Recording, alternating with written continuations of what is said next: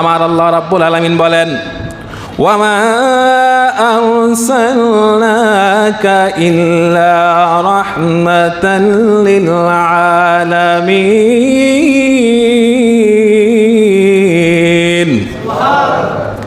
আমার আল্লাহ রাব্বুল আলামিন বলেন, ও নবী, বন্ধু নবী, আপনাকে আমি রহমত স্বরূপ দুনিয়ায় পাঠাইছি। আমার আল্লাহ রাব্বুল আলামিন যত সৃষ্টি জগতের জন্য রব, রিজিক দাতা, পালন কর্তা, আমার নবীকে আল্লাহ রাব্বুল আলামিন ততটুকু এরিয়ার জন্য রহমত স্বরূপ প্রেরণ করেছে। অনেক ভাইয়েরা আছে মিলাদ পায় না, আছে না নাই? এমন কিছু কপাল পোড়া ভাইয়েরা আছে নবীজির মিলাদ পায় না, কোরআন হাদিসে খুঁজে মিলাদ পায় না। তারা বলে 2 ঈদ ব্যতীত আর কোনো ঈদ নাই। কি নাই? 2 ঈদ ব্যতীত নাকি আর কোনো ঈদ নাই। প্যারে হাজিরিন, যারা ঈদ পায় না খুঁজে, তাদেরকে বলতে চাই, সুনানি ইবনে মাজা 1098 নম্বর হাদিস, আমার নবীজি বলেন, আন ইবনে আব্বাস রাদিয়াল্লাহু তাআলা আন ক্বালা ক্বালা রাসূলুল্লাহ সাল্লাল্লাহু আলাইহি ওয়াসাল্লাম, ইন্না হাযা ইয়াউমিন ঈদিল জাআলাল্লাহু লিল মুসলিমিন। সুবহানাল্লাহ বলুন। আজকের এই দিন শুক্রবার দিনকে আমার নবীজি ঈদের দিন হিসেবে ঘোষণা দিয়েছেন। আল্লাহু আকবার বলুন। তারা ঈদ খুঁজে পায় না। 2 ঈদ, ঈদুল ফিতর আর ঈদুল আজহা ছাড়া আর কোনো ঈদ নাই। এরপরে আসুন, আমার নবীজি আরও ঈদ সম্পর্কে কি বলেন? সুনানি ইবনে মাজা 1084 নম্বর হাদিস, আমার নবীজি বলেন, ইন্না ইয়াউমাল জুমআতি সাইয়্যিদুল আইয়াম। এই শুক্রবার দিন এমন একটা দিন, এই দিনকে আমার আল্লাহ রাব্বুল আলামিন সাইয়্যিদুল আইয়াম তথা 7 দিনের মধ্যে সর্দার বানিয়ে দিয়েছেন। জোরে বলুন সুবহানাল্লাহ। এরপরে আমার নবীজি বলেন, ওয়া আযামুহা ইনদাল্লাহ, আল্লাহর কাছে অনেক সম্মানিত দিন হলো শুক্রবার দিন। ওয়া হুয়া আযামু ইনদাল্লাহি মিন ইয়াউমিল আযহা ওয়া ইয়াউমিল ফিতর। অর্থাৎ আজকের দিন, শুক্রবার দিন এমন মর্যাদাবান আল্লাহর কাছে, এই আজকের দিনটাকে আল্লাহ রাব্বুল আলামিন ঈদুল ফিতর এবং ঈদুল আজহা থেকে অধিক সম্মানিত করেছেন। সুবহানাল্লাহ বলুন। ঈদ ছাড়া, ঈদুল ফিতর আর ঈদুল আজহা ছাড়া ঈদ পায় না। কিন্তু আমার নবী বলেন, শুক্রবার দিন ঈদুল ফিতর এবং ঈদুল আজহা থেকে আরও অধিক সম্মানিত। সুবহানাল্লাহ বলুন। এরপরে আমার নবীজি বলেন, কেন আল্লাহ রাব্বুল আলামিন শুক্রবার দিনকে এত সম্মানিত করলেন? 2 ঈদের চাইতে অধিক সম্মানিত। নবীজি বলেন, ফিহি খামসি খেলাল। এই দিনে, শুক্রবার দিনে 5টি ঘটনা ঘটেছে। কি সেই 5টি ঘটনা? আমার নবীজি বলেন, হযরতে আদম আলাইহিস সালামের সাথে, জীবনের সাথে ওতপ্রোতভাবে জড়িত এমন 5টি ঘটনা ঘটিয়েছেন আল্লাহ রাব্বুল আলামিন। এই জন্য শুক্রবার দিনকে এত সম্মানিত করেছেন। এবার আসুন, কি সেই সম্মানিত এই 5টি ঘটনা? আমার নবীজি বলেন, খালাকাল্লাহু আদামা ফিহি। আজকের এই দিন, শুক্রবার দিন, এই দিনে আমাদের সবার আদি পিতা আদম আলাইহিস সালামকে আল্লাহ রাব্বুল আলামিন সৃষ্টি করেছিলেন। এরপরে আমার নবীজি বলেন, ওয়া উদখিলাল জান্নাতা। আদম আলাইহিস সালামকে এই দিনে, শুক্রবার দিনে জান্নাতে প্রবেশ করিয়েছেন। ওয়া ফিহি আহবিতা ইলাল আরদি। এবং এই দিনে আল্লাহ রাব্বুল আলামিন জান্নাত থেকে বের করে দুনিয়ায় পাঠিয়েছেন। সুবহানাল্লাহ বলুন। এরপরে আমার নবীজি বলেন, তিবা আলাইহি। আদম আলাইহিস সালাম যখন 350 বছর কাঁদলেন, আল্লাহর কাছে মাপ চাইলেন, তখন আল্লাহ রাব্বুল আলামিন তওবা কবুল করেছিলেন। এই দিনটাও ছিল শুক্রবার। এরপরে আমার নবীজি বলেন, ওয়া ফিহি তাওফাহুল্লাহু আদামা। আদম আলাইহিস সালামকে যেদিন আল্লাহ রাব্বুল আলামিন দুনিয়া থেকে বিদায় করে দিয়েছিলেন, দুনিয়া থেকে জান্নাতে নিয়েছেন, ইনি যেদিন ইন্তিকাল করেছেন, এই দিনটাও ছিল শুক্রবার। সুবহানাল্লাহ বলুন। তাহলে আমরা কি বুঝলাম? শুক্রবার দিন এত সম্মানিত কেন হলো? সম্মানিত হওয়ার কারণ হলো, আল্লাহ রাব্বুল আলামিন আদম আলাইহিস সালামের সাথে 5টি ঘটনা শুক্রবার দিনে ঘটিয়েছিলেন। এই জন্য শুক্রবার এত সম্মানিত। আমার নবীজি আদম আলাইহিস সালামেরও নবী। যেই নবীকে সৃষ্টি না করলে আদম নবী সৃষ্টি হতেন না। আমার আল্লাহ রাব্বুল আলামিন বলেন, লাউলা কালামা খালাকতুল আফলাক। আমি যদি আমার বন্ধু নবীর সৃষ্টি না করতাম, কোনো কিছু সৃষ্টি করতাম না। এই নবী যেই দিনে এসেছিলেন দুনিয়ায়, 12 রবিউল আউয়াল, সাহাবীরা প্রশ্ন করলেন, ইয়া রাসূলুল্লাহ, ইয়া হাবিবাল্লাহ, আপনি শনিবার, রবিবার, মঙ্গলবার, বুধবার, বৃহস্পতিবার, শুক্রবার রোজা রাখেন না? শুক্রবার কেন, সোমবার কেন, প্রতি সপ্তাহে কেন সোমবারে রোজা রাখেন? আমার নবীজি বলেন, এ সাহাবীরা, তোমরা জানো না, উলিদতু ফিহি। আজকের এই দিন, সোমবার দিনে আমি জন্মগ্রহণ করেছি, দুনিয়ায় আগমন করেছি, এই জন্য আমি সোমবারে রোজা রাখি। জোরে বলুন সুবহানাল্লাহ। এরপরে আসুন, নবীজি 12 রবিউল আউয়াল সোমবারে দুনিয়ায় আসলেন। সোমবারে আল্লাহ রাব্বুল আলামিন আমার নবীর সাথে আরও কি ঘটনা ঘটিয়েছেন? হাদিস শরীফে এসেছেন, হামালাতি সাইয়্যিদাতু আমিনাতু ফি রাসূলিল্লাহি ইয়াউমিল ইসনাইন। আমার নবীজি যেই দিন মা আমেনার গর্ভে আগমন করেছিলেন ওই দিনটাও ছিল সোমবার। সুবহানাল্লাহ বলুন।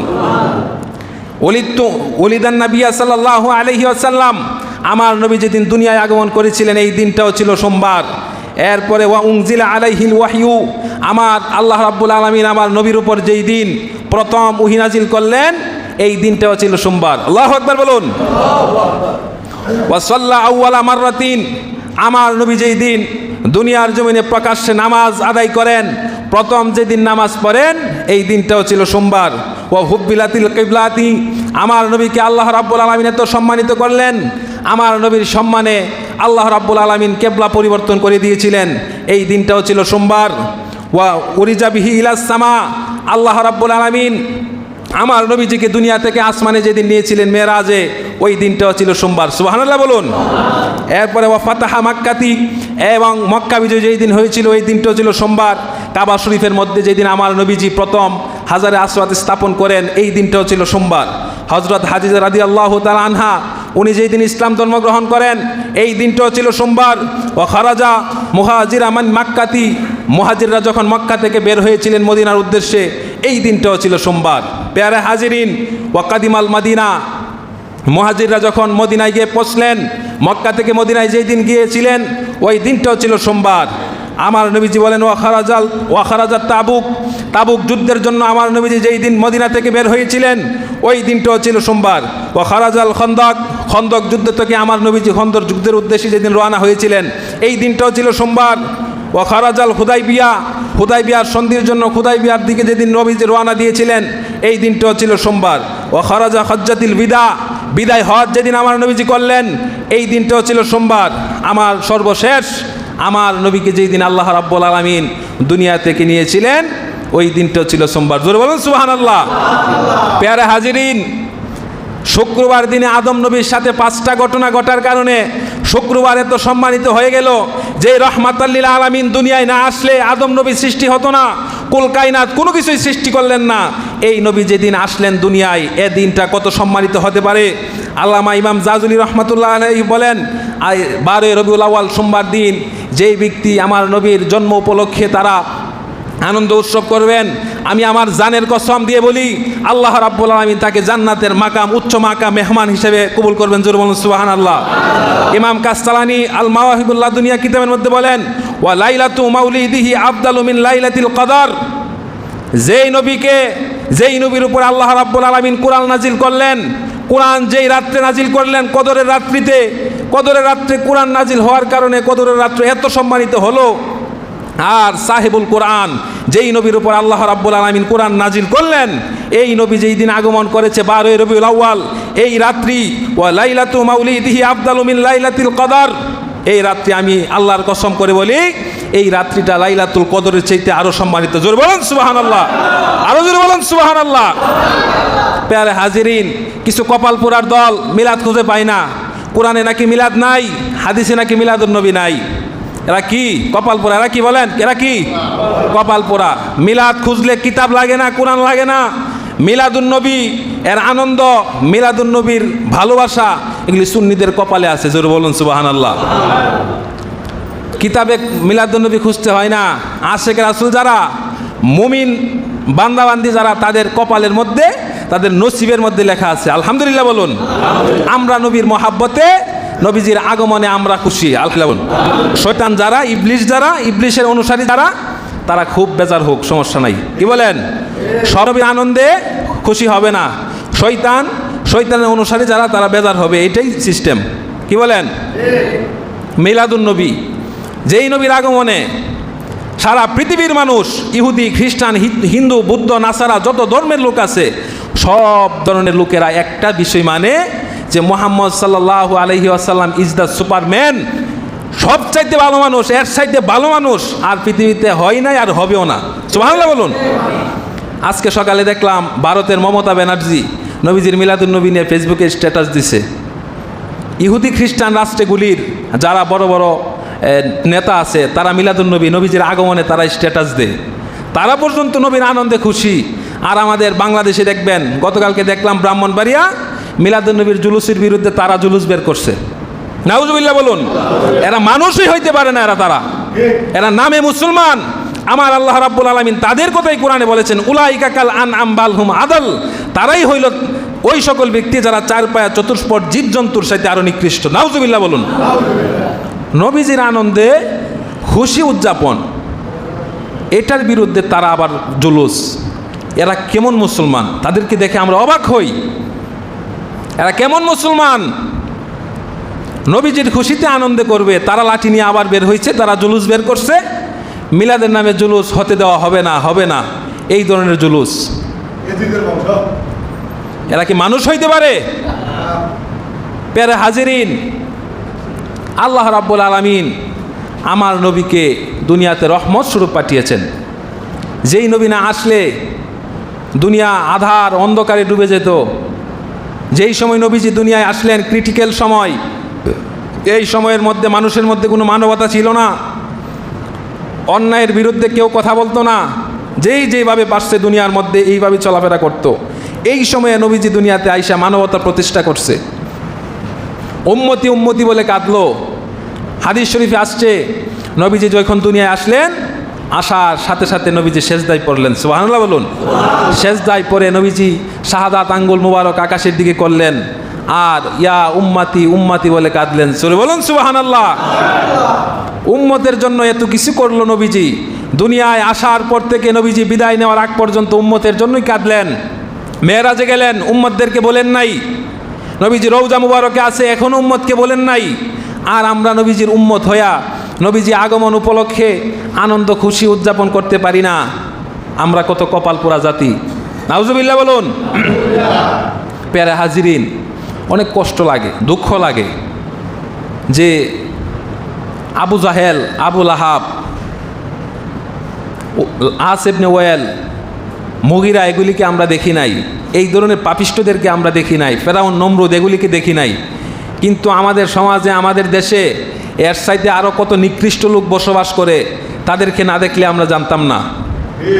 নবীজির আনন্দে খুশি উদযাপন, এর বিরুদ্ধে তো শিরিক বেদাত ফতোয়া আছেই। উদযাপন দেওয়ার ক্ষেত্রে তারা সশরীরে প্রতিবাদ করে। এরা কেমন নবীর উম্মত? এরা কেমন নবীর উম্মত?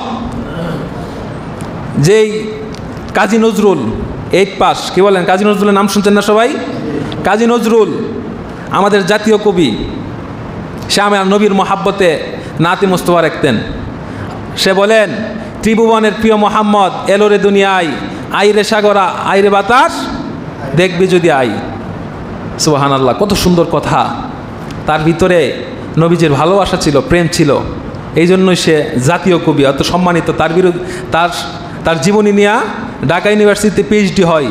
সে ছিল 8 পাস। সুবহানাল্লাহ বলুন। এটাই নবীর ভালোবাসা, এটাই নবীর মহাব্বত। কাজী নজরুল কই, আজকে যত পাপী ও তাপি সব গুনাহের পেল মাফি, দুনিয়া হতে বে ইনসাফার জুলুম নিল বিদায়। রে সাগর আকাশ বাতাস দেখবি যদি আয়। রে সাগর আকাশ বাতাস ত্রিভুবনের প্রিয় মুহাম্মদ এলো রে দুনিয়ায়। রে সাগর আকাশ বাতাস দেখবি যদি আয়। রে সাগর আকাশ বাতাস দেখবি যদি আয়। নবীজি আসার কারণে যত পাপী তাপি, অন্যায় অত্যাচার, সব কিছু জুলুম বিদায় হয়ে গেলেন যেই নবীর আগমনে। পেয়ারে হাজিরিন, আমার নবীজি যেই দিন দুনিয়ায় আগমন করেছিলেন, এই দিনটাকে আমার আল্লাহ রাব্বুল আলামিন এত স্পেশাল করে পাঠিয়েছেন। হজরতে ফাতেমা বিনতে আব্দুল্লাহ রাদিয়াল্লাহু তাআলা আনহা, উনি বলেন, আমি যেই দিন মুহাম্মদের ছেলে আব্দুল্লাহ জন্মগ্রহণ করেন, আমি ওই দিন মা আমিনার ঘরে ছিলাম। আমি দেখলাম আকাশটা হঠাৎ করে কেমন জানি একটা আলোকিত হয়ে গেল। মা আমিনার ঘর হঠাৎ ফর্সা হয়ে গেল। তখন ফাতহুল বারি ষষ্ঠ খণ্ড 726 পৃষ্ঠার মধ্যে বর্ণনা। উনি বলেন, মা আমেনার ঘরটা হঠাৎ আলোকিত হয়ে গেল। কিছুক্ষণ পরেই মা আমেনার ঘরে একটি ফুটফুটে সন্তান জন্ম নিয়েছে। জোরে বলুন সুবহানাল্লাহ। হযরতে ফাতেমা বিনতে আব্দুল্লাহ রাদিয়াল্লাহু তাআলা আনহা তিনি বলেন, আমি মা আমেনার ঘরে ছিলাম 12 রবিউল আউয়াল সোমবারে। মা আমেনার ঘরে যখন আমি ছিলাম তখন দেখলাম আকাশের চন্দ্র এবং তারকাগুলি কেমন জানি অনেক নিচে নেমে গিয়েছে এবং আলোকিত হয়ে গেল। আমার কাছে যেন মনে হয়েছে আকাশের তারকাগুলি আমাদের ঘরের উপরে পড়ে যাচ্ছে। জোরে বলুন সুবহানাল্লাহ। আর জোরে বলুন সুবহানাল্লাহ। আমার নবীজি যেই দিন আগমন করলেন, দুনিয়ার মধ্যে যেদিন আগমন করবেন, আকাশের মধ্যে আল্লাহ রাব্বুল আলামিন একটি আলোকিত রশ্মি দিলেন। এই রশ্মির মাধ্যমে হঠাৎ করে সুবে সাদেকের সময় পুরো দুনিয়া ফর্সা হয়ে গেল, আলোকিত হয়ে গেল। আমার আল্লাহ রাব্বুল আলামিন আমার নবীজির আম্মা জান মা আমেনাকে একটা স্বপ্ন দেখালেন। ও মা আমেনা, তোমার গর্ভে যেই সন্তান আসতেছে, তোমার গর্ভে যেই মহামানব রাহমাতুল লিল আলামিন আসতেছে, এই রাহমাতুল লিল আলামিনের নাম রাখবা মুহাম্মদ। সুবহানাল্লাহ। আমার নবীজির দুইটা নাম, একটা হইল আহমদ, এটা হইল জমিনে আকাশে, আর মুহাম্মদ হইল জমিনে। জোরে বলুন সুবহানাল্লাহ। জমিনে মুহাম্মদ নাম, আসমানে আহমদ নাম, যাকে আল্লাহ দিয়েছেন সালাম। সুবহানাল্লাহ বলুন। আমার নবীজির নাম আল্লাহ তাআলা নির্ধারণ করে দিলেন। ও মা আমেনা, তোমার গর্ভে যে সন্তান, এই সন্তান ভূমিষ্ঠ হওয়ার পরে তার নাম রাখবা মুহাম্মদ। আমার নবীজি যেই দিন দুনিয়ায় আগমন করলেন সুবে সাদেকের সময়, নবী দুনিয়ায় আগমন করার সাথে সাথে আমার নবীজি হাদিস শরীফের ভিতর বলেন, ওই সময় শয়তান আকাশের মধ্যে সব সময়